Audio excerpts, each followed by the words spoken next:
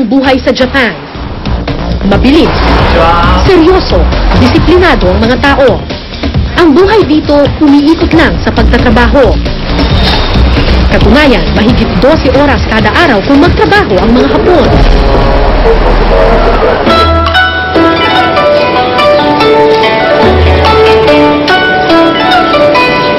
Pero minsan sa isang taon, nagbabago ang muka ng Japan. Lumalabas ang mga Hapon mula sa kanilang mga opisina para dito sa ilalim ng mga sakura tree magpalipas ng oras. Ginagawa nila ito tuwing panahon ng pagsibol ng cherry blossom.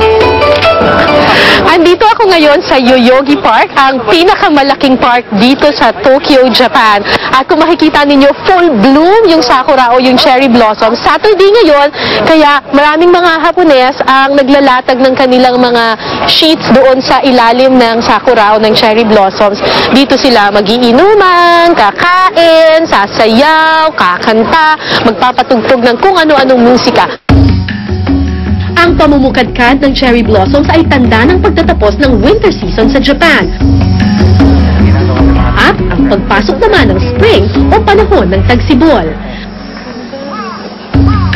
Maswerte ako dahil sa loob ng isang taon, 10 araw lang kung mamukadkad ang cherry blossoms at nasaksihan ko ito.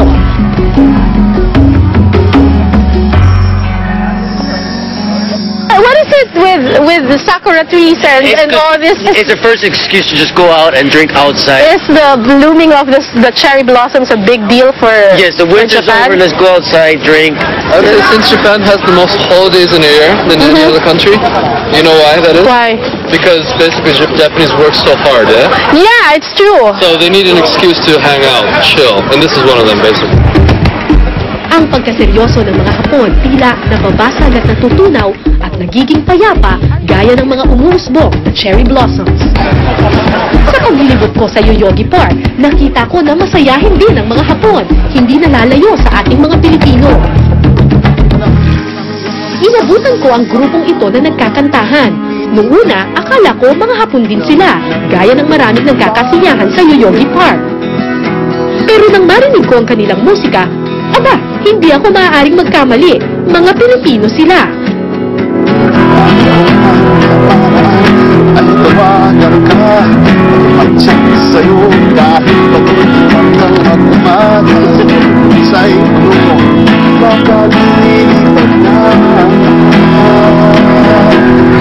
Si Julius Santillan, 12 taon nang nagtatrabaho sa Japan bilang semiconductor researcher.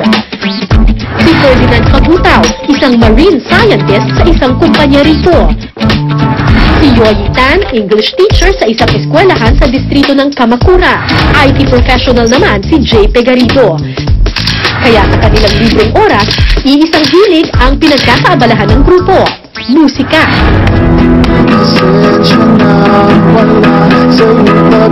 May sarili ng music album sa Japan ang grupong Tampipi. May awiting masasaya, 6 na taon din natin inalagaan. At meron ding malulungkot.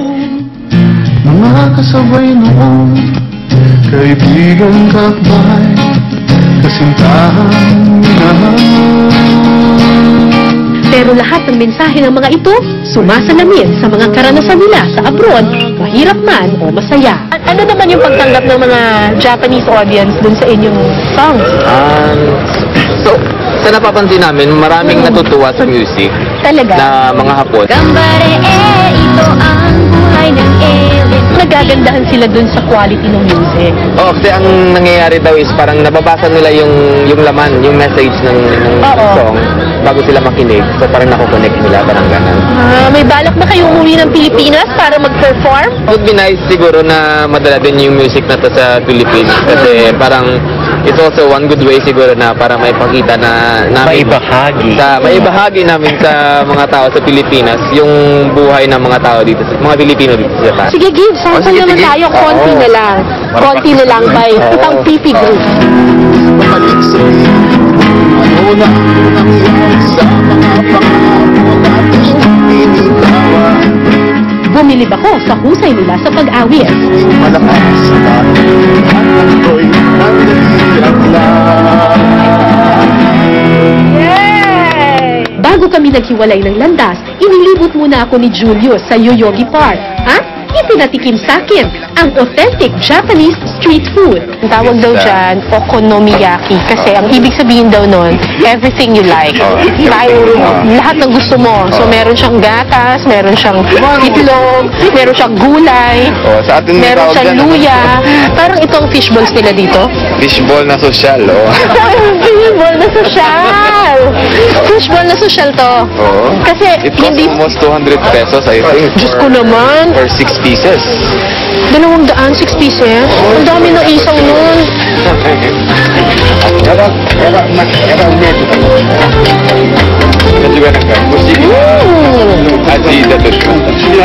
Oishi.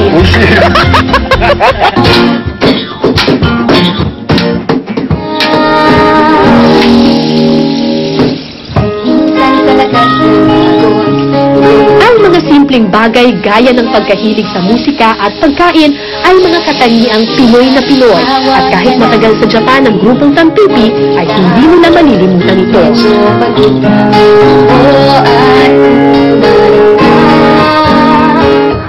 Patunay sila na kahit sa mabilis na takbo ng panahon ngayon, maging ang mga OFW na tulad nila, maaaring makahanap ng paraan para mabalanse ang kanilang buhay. Kahit pamalayo sila, naipararating nila sa mga mensahe ng kanilang musika ang kanilang mga saloobin. Kung meron po kayong naisikwento, maaari po kayong sumulat sa amin, OFW Diaries, GMA Network Center, EDSA Corner, Timog Avenue, Diliman, Quezon City. Pwede rin po kayong mag-email ofwdiaries@gmanettwork.com. Kapuso, sa amang sulok ng mundo, ito ang kwento mo mula po dito sa Japan. Ako po si Cara David at ito po ang OFW Diaries at mga kwentong overseas. Kumusta sa Las Piñas, ha? Kayo dyan, sa lahat dyan. Okay lang ang buhay I want to greet my son Raymond. I love you so much. Thank you. Family. Kapuso, sigaw tayo. Cruz family, kamusta kayo lahat? Okay. Ano sabihin mo? Hi, Philippines. Say hi, Philippines. Hello po. Hi, Philippines. 1, 2, 3. We're proud to be Kapuso! Yung mga taga Tugigaraw at Tuaw na Gayan, kumusta kayong lahat? Matahimik na eleksyon.